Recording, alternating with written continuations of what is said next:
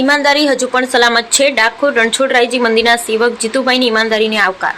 તાજેતરમાં ડાકોર રણછોડરાયજી મંદિરમાં મંદિર બંધ થયા બાદ મંદિરના પગથિયા પાસે કોઈ અજાણી વ્યક્તિ પોતાનો મોબાઈલ ભૂલી ગયેલો હોય અને તે બાબતે મંદિરના સેવક જીતુભાઈના ધ્યાને આવતા અને મોબાઈલ માલિકની તપાસ કરતા કોઈ મોબાઈલ માલિક મળી આવેલ નહીં.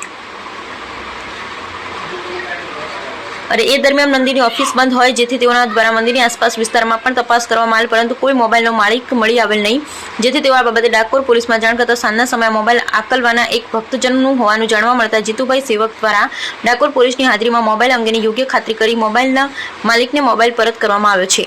આ બાબતે મોબાઈલ માલિક જીતુભાઈ સેવકના ખૂબ ખૂબ આભાર માન્યો અને તેઓની ઈમાનદારીના વખાણ કરેલ તેમજ ડાકોરના પોલીસ તંત્રનો પણ આભાર માન્યો છે. શું નામ છે દાદા તમારું? મારું નામ ભોગીલાલ ભીખુભાઈ કાલાણી. ક્યાં રહો છો તમે? આંકલાવ. આંકલાવ.